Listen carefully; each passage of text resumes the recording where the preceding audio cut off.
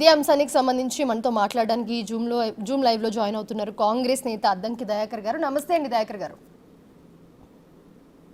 నమస్కారం దయాకర్ గారు, అయితే మనకి ఎప్పుడూ లేనంతగా, అంటే గతంలో ఎన్నడూ లేని విధంగా కూడా లక్షల కోట్ల రూపాయల పెట్టుబడులకు ఒప్పందాలు జరిగాయని చెప్పుకోవచ్చు. సో ఎలా ఉండబోతుంది యాక్షన్ ప్లాన్ ఈసారి కాంగ్రెస్ది? అంటే అతి ఏమంటారు, రికార్డు స్థాయిలో తెలంగాణకు పెట్టుబడులు రావడం అనేది ప్రభుత్వం సరే అంచనాలు మించిందనే ఒక రకంగా చెప్పాల్సిన అవసరం ఉంది. ఇతర రాష్ట్రాలు, దేశాలు ఎంత పెద్ద ఎత్తున ప్రయత్నం చేసినా, ల్యాబీస్ను ఉపయోగించి ప్రయత్నం చేసినా మనకు రాలేదు. ఇప్పుడు దాదాపు మనకు 1,30,000 కోట్ల పైచిలకు మనకు పెట్టుబడులు రావడం అనేది నాకు తెలిసి దావోస్లో ఉన్న అన్ని సెంటర్స్కు మన తెలంగాణ సెంటర్కి వచ్చినంతగా ఎవరు కూడా విజిటర్స్ రాలేదు. పెట్టుబడుల కోసం ఎవరు కూడా ఉత్సుకత చూపలేదు. నిన్న ఒకే రోజు దాదాపు 56,300 కోట్ల రూపాయలు నిన్న.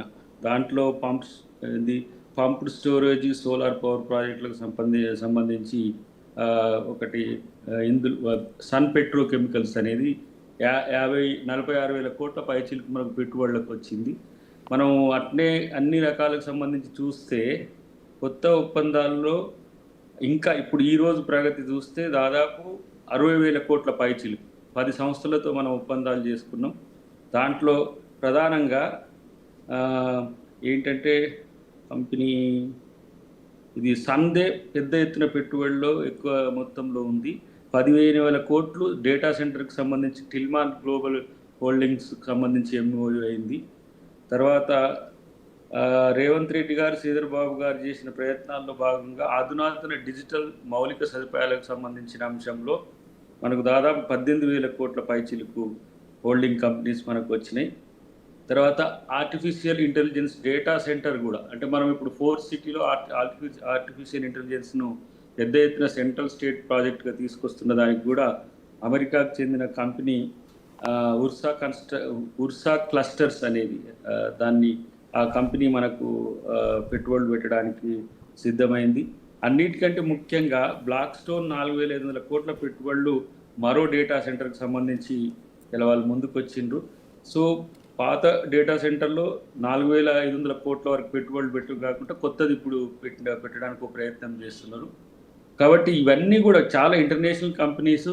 నాకు తెలిసి అమెరికా లాంటి దేశాలు, లేదంటే రష్యా, చైనా లాంటి దేశాల వైపు ఆలోచించాల్సిన సంస్థలన్నీ కూడా ఈరోజు మన వైపు రావడం అనేది ఒక శుభ సూచకం. అన్నిటికంటే ముఖ్యంగా మనకు సోర్స్ పర్సన్స్ అనేది చాలా తక్కువగా ఉండే, ఆంధ్రప్రదేశ్తో పోల్చినా, ఏదో ఉత్తరప్రదేశ్తో పోల్చినా, లేకపోతే ఇండియా గవర్నమెంట్తో పోల్చినా కూడా దాంట్లో రేవంత్ రెడ్డి గారి స్ట్రాటజీ కానీ, శ్రీధర్బాబు గారి పర్సువేషన్ మనకు ఎక్కువ ఉపయోగపడ్డట్టుగా మనకు తెలుస్తున్నది.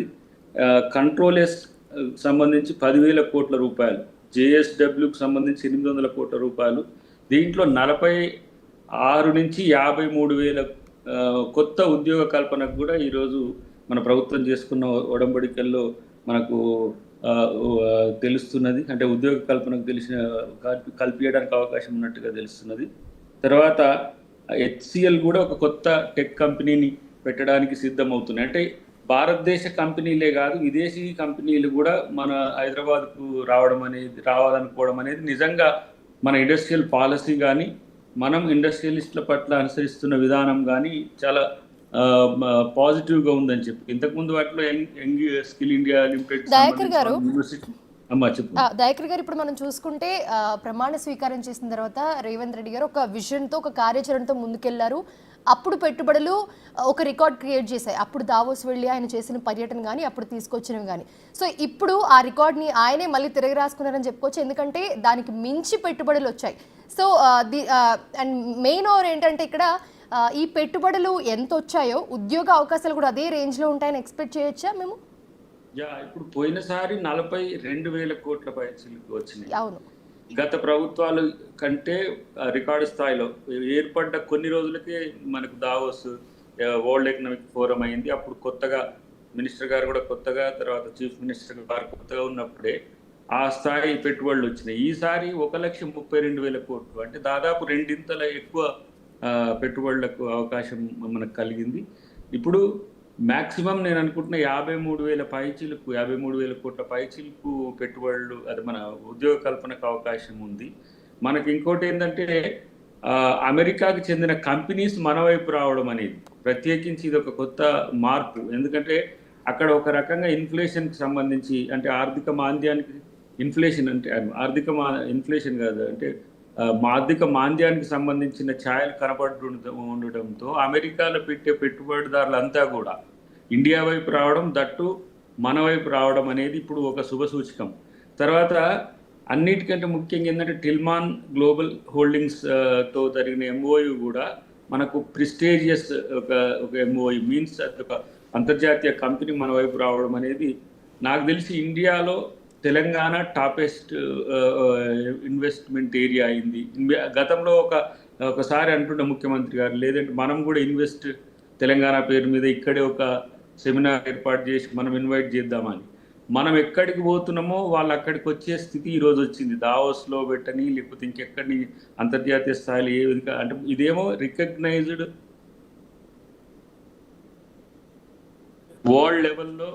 వరల్డ్ లెవెల్లో ఇక్కడికి ఎక్కువ మంది ఇన్వెస్టర్లు వస్తారు. మనం తెలంగాణ గవర్నమెంట్ అక్కడ ఉంది అని అంటే మన వైపే రావడం. తర్వాత పక్క మన రాష్ట్రం అది ఆంధ్రప్రదేశ్లో కూడా పెద్ద ఎత్తున వాళ్ళు ప్రచారాన్ని కానీ పెద్ద ఎత్తున వాళ్ళు ఇన్వెస్టర్లను అట్రాక్ట్ చేసుకునే ప్రక్రియ చేసినా కూడా అది న్యూ స్టేట్ అక్కడ పొటెన్షియాలిటీ ఎక్కువ ఉందని ప్రచారం చేసినప్పటికి కూడా హైదరాబాద్ వైపు రావడం అనేది అది ముఖ్యమంత్రి గారి యొక్క ఒక దూర ఆలోచన. ఆయన చాలా ముందు చూపుతో దీంతో ఉన్నట్టు. దాని తర్వాత శ్రీధర్బాబు గారు కూడా తనకున్న గత అనుభవాలను అన్నింటినీ కూడా ఈరోజు ముందుకు తీసుకురావడం ద్వారా ఇది జరిగిందని మనం అనుకోవచ్చు. అతి పెద్ద ఎత్తున ఇప్పుడు దాదాపు 132,000 కోట్లు అంటే అవి సంవత్సరానికి ఇచ్చే రెవెన్యూ కూడా హైదరాబాద్కు చాలా పెద్ద ఎత్తున రాబోతుంది. కాబట్టి మనం హైదరాబాద్ను ఎంత ఎన్రిచ్ అయితే ఇక్కడ చేసుకుంటే ఇంకొక మాట దీనికి అంతటికి ఎక్కువ తోడ్పడింది 2050 విజన్. ఇది ఒక గేమ్ చేంజర్ అనుకోవచ్చా దీంట్లో? డెఫినెట్లీ ఇది. ఎందుకంటే మీరు ఇంకా ఇతర రాష్ట్రాలే మీరు కంపేర్ చేయండి. తర్వాత మీరు మన ఎవరైతే మార్కెట్ వాటిని చూస్తున్నారో వాటిని ఒకసారి మీరు చేస్తే ఏ రాష్ట్రం కూడా మీకు ఇంతవరకు ఇంత పెద్ద ఎత్తున ఈ గత 2 రోజులు కొంత ఆలోచించే స్థితిలో ఉన్నప్పుడు కూడా మేజర్ ఏదైతే కాన్క్లేవ్ ముగిసే సందర్భంలో ఇంత పెద్ద ఎత్తున ఒక వరదల అసలు అనూహ్యమైన రికార్డు స్థాయిలో పెట్టుబడులు పెట్టే కంపెనీస్ మన వైపు రావడం అనేది నిజంగా తెలంగాణ ప్రజలు చేసుకున్న అదృష్టం. ఆ ఆలోచనకు పదును పెట్టడానికి ముఖ్యమంత్రి గారు ఇంటర్నల్గా చేసిన కృషి కూడా మన అమెరికాలో కానీ లేదంటే ఇతర దేశాల్లో ఉన్న మన తెలంగాణ వాళ్ళని కానీ తెలంగాణలో ఉండే ఎవరైతే మార్కెట్ పొటెన్షియల్ లీడర్స్ ఉన్నారో వాళ్ళతో సహకారం తీసుకోవడం కానీ ఇటు ఐటీ తర్వాత పరిశ్రమల శాఖ మంత్రి గారు శ్రీధర్బాబు గారి యొక్క ఆలోచనలు అన్నీ కూడా ఈరోజు మనకు ఉపయోగపడ్డాయని చెప్పొచ్చు. ముఖ్యంగా ముఖ్యమంత్రి గారి దృష్టి అంతా కూడా ప్రపంచ స్థాయితో మన రాష్ట్రం పోటీ పడాలి. ఇది ఆయన లక్ష్యంగా ఉంది. అంటే ఇలా దేశంలో ఇండియాకి ఎంత పెట్టుబడులు వచ్చినాయి అనే దానికంటే కూడా తెలంగాణకి ఎంత పెట్టుబడులు వచ్చినాయి అనేది చర్చ జరుగుతున్న పరిస్థితి మీరు గమనించాల్సిన అవసరం ఉంది. డెఫినెట్గా ఈరోజు 3 లక్షల కోట్ల బడ్జెట్లో దాదాపు 2,43,000 పైచిలకు రెవెన్యూ రిసీట్స్ ఉన్నాయి. ఈ కంపెనీస్ అంతా ఎస్టాబ్లిష్ అయితే మన బడ్జెట్ కూడా దాదాపు 4-5 లక్షల కోట్లకు పోవడానికి అవకాశం ఉంటుంది. 3 బిలియన్ ఎకానమీగా తెలంగాణను చేయడానికి ముఖ్యమంత్రి గారు ఆలోచిస్తున్న పరిస్థితి ఉన్నది. కాబట్టి వీటితో ఇంకేందంటే రీజనల్గా ఉండేవి కానీ ఇతరత్ర కంపెనీలు కూడా మనకు అడిషనల్గా వస్తాయి. ఇప్పుడు ఈ కంపెనీల గురించి మాట్లాడుకుంటే ఈ పెట్టుబడులు రావడానికి కూడా మెయిన్ అందరూ తెలంగాణ వైపు చూడడానికి కూడా యంగ్ ఇండియా స్కిల్ యూనివర్సిటీ కానివ్వండి లేకపోతే రీజనల్ రింగ్ రోడ్ నిర్మాణం కానివ్వండి మెట్రో విస్తరణ కానివ్వండి ఇలా చాలా వరకు కూడా మనకి డెవలప్ అవుతూ కనిపిస్తూ ఉన్నాయి. ఇవన్నీ కూడా మనకి ఒకసారి తెలంగాణ వైపు తిరిగి చూసేలా కనిపిస్తున్నాయి. సో ఇవన్నీ 2050 విజన్కి కూడా తోడ్పడుతూ ఉన్నాయి. సో ఎలా ఉండబోతుంది అనుకోవచ్చు 2050 విజన్, రైజింగ్ 2050 విజన్ ఏ విధంగా ఉండబోతుంది, ఏ విధంగా హెల్ప్ అవుతుంది చెప్పండి. ఇప్పుడు మనము ఏంటంటే ఔటర్ రింగ్ రోడ్ నుంచి రీజనల్ రింగ్ రోడ్ వరకు అవస్థాపన సౌకర్యాలు ఏవైతే ఈ కంపెనీస్ ఎస్టాబ్లిష్ చేసుకోవడానికి మనం అన్ని రకాల అత్యంత ఆధునిక ఇన్ఫ్రాస్ట్రక్చర్ను మనం అకామిడేట్ చేస్తున్నాం. అంతేకాకుండా ఇప్పుడు సిటీలో 3 పార్ట్స్ ఉంటే ఒరిజినల్ సిటీ అంటే ఓల్డ్ సిటీ ఒకటైతే సికింద్రాబాద్ ఒకటైతే, తర్వాత ఇప్పుడు సైబరాబాద్గా పిలువబడేది అయిన తర్వాత మనకు ట్రాఫిక్ కంజెషన్స్, తర్వాత కంపెనీస్కి సంబంధించి పాజిటివ్ అట్మాస్ఫియర్ ఉంటుందా లేదా అనే పరిస్థితుల్లో మనం ఫోర్త్ సిటీని ముచ్చెర్ల వైపు అటు ఆమన్గల్, కందుకూరు ఆ ప్రాంతంలో మనం మహేశ్వరం ఆ ప్రాంతంలో ఒకటి మనం అసైన్ చేసినాం. దానివల్ల ఎక్కువ ఏమంటాము ఒక వాళ్ళకు ఇంటెన్షనల్గా మేము వస్తే అక్కడ మాకు చేయడానికి ప్రభుత్వం సహకరిస్తుంది అనేది ఒకటి. తర్వాత రెండవది అక్కడి నుంచి ఆంధ్రాకు కూడా క్యారిడార్ ఒకటి, వైజాగ్ 4 అవర్స్లో ట్రైన్ ఫెసిలిటీ ఒకటి, మనం ఓఆర్ఆర్ చుట్టూ ఇన్ఫ్రాస్ట్రక్చర్ను RRR మధ్యన కూడా ట్రైన్ ఫెసిలిటీ కూడా భవిష్యత్తులో కల్పిస్తామని చెప్పినాం. డ్రై పోర్టుకు కూడా ఇక్కడి నుంచి బందర్కు డ్రై పోర్టుకు కూడా అవకాశాలు కల్పిస్తామని చెప్పి ప్రయత్నం చేసినాం. అన్నిటికంటే ఇంటర్నేషనల్ ఎయిర్పోర్ట్ మనకు ఎక్కువ ఎస్టేట్ కాగా ఇప్పుడు ఏవైతే మెట్రో ఉందో ఎక్స్పాన్షన్, దానివల్ల అన్ని రకాల సదుపాయాలు ఇవ్వగలుగుతామని ఒక అంచనా వాళ్ళకి ఇవ్వగలం. ఎక్స్పో క్వాలిటీకి కూడా మనకు అంతర్జాతీయ స్థాయి సంబంధాలు హైదరాబాద్తో ఉండడం అనేది, హైదరాబాద్కు ఎక్కువ ఎవరైతే ఇన్వెస్టర్ విజిటర్స్ ఉంటారో వాళ్ళు ఎక్కువ రావడం అనేది కూడా జరుగుతుంది. కాబట్టి ప్రత్యేకించి ఏఐ మన క్యాపిటల్గా భవిష్యత్తులో భారతదేశంలో హైదరాబాద్ ఉండబోతుంది. రేపు వరల్డ్స్ ది బెస్ట్ పొటెన్షియల్ స్టేట్గా తెలంగాణ ఉండి హైదరాబాదు గ్లోబ్లో చాలా ప్రయారిటీ ఉన్న సిటీగా మారబోతుంది అనేది మనం చెప్పగలిగినాం. దానికి సంబంధించి ఎలాంటివి చేస్తున్నామో చెప్పగలిగినాం. ఇప్పుడు మూసీ రిజర్వేషన్ కూడా దాంట్లో ఒక పార్టే. అంటే హైదరాబాద్ సిటీ యొక్క వేగం కూడా పెరగాల్సిన అవసరం ఉంటుంది. తర్వాత ఇక్కడ డెక్కన్ ప్లేట్లో హైదరాబాద్ అన్ని నగరాల కంటే, ఔరంగాబాద్ కంటే, నాగ్పూర్ కంటే, ఇటువైపు వస్తే విజయవాడ కంటే కూడా హైదరాబాద్ అనేది సమశీతోష్ణ స్థితి ఉన్నది. తర్వాత సాఫ్ట్వేర్ కంపెనీస్కే కాదు, ఫార్మా కంపెనీస్కు, తర్వాత డేటా సెంటర్స్, డేటా స్టోరేజ్ అనేది ఇప్పుడు మనకి ఇప్పుడు చూడండి, మనం దామగుండంలో మనం ఏది నౌకలకు సంబంధించిన అది ఏదైతే రాడార్ ఉందో అది చాలా ఎక్కువ మందికి దానివల్ల తెలిసిపోయింది. అంటే సెక్యూరిటీ పరంగా కూడా హైదరాబాద్ చాలా పొటెన్షియల్ సిటీ అనేది ప్రపంచానికి చెప్పే ప్రయత్నం చేసినాం. కాబట్టి హైదరాబాద్కి ఆ బ్రాండ్ ఇమేజ్ని పెంచే ప్రయత్నం ముఖ్యమంత్రి గారు చాలా పద్ధతిగా పదే వాటి విషయాలన్నింటినీ కూడా అంతర్జాతీయ సమాజానికి చేరవేసే ప్రక్రియ కూడా మనం చేయగలిగినాం. కాబట్టి ఈ విజయం మనం సాధించడం అని చెప్పొచ్చు. ఇంకా భవిష్యత్తులో కూడా ఇంకా కంపెనీస్ రేపటి వరకు కూడా ఇంకా వచ్చే అవకాశం ఉందనేది నాకున్న అంచనా. ఏదేమైనా కూడా ఇది ముఖ్యమంత్రి గారు యొక్క దూరదృష్టికి ఇది. తర్వాత ముఖ్యమంత్రి గారు హైదరాబాద్ను ఏ విధంగా చూడాలనుకుంటున్నారో ఆ విధంగా చూడడానికి చేసిన ప్రయత్నంలో భాగంగా వచ్చిన విజయం.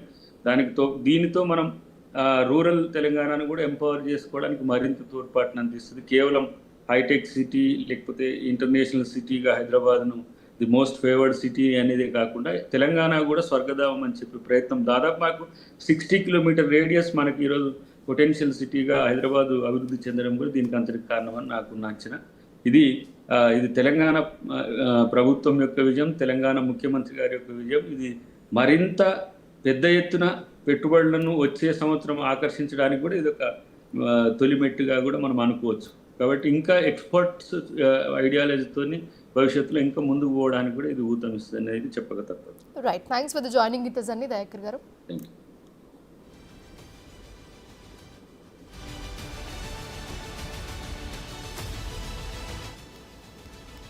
రైట్, చూస్తూ ఉన్నాము పెట్టుబడులకు హైదరాబాద్ అనుకూల ప్రాంతమని మరొకసారి ప్రూవ్ అయింది. కాంగ్రెస్ ప్రభుత్వం తీసుకుంటున్న నిర్ణయాలు ఏవైతే ఉన్నాయో పారిశ్రామికవేత్తలందరినీ కూడా ఆకట్టుకుంటూ ఉన్నాయి. దానికి దావోస్ పర్యటన ఎగ్జాంపుల్గా తీసుకొచ్చినారు.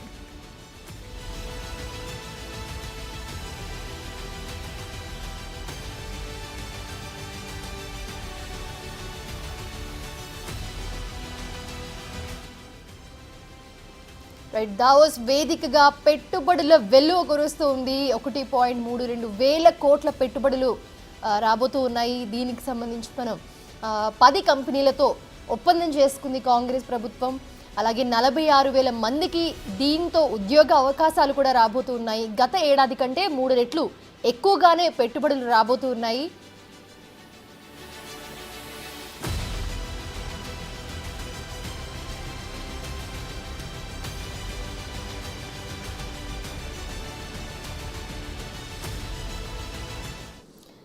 చూస్తూ ఉన్నాము రైజింగ్ 2050 విజన్ ఇదే ఎగ్జాంపుల్గా తీసుకుని ముందుకు వెళ్తున్నారు. పెట్టుబడుల దారులందరినీ కూడా ఆకర్షిస్తూ ఉన్నారు.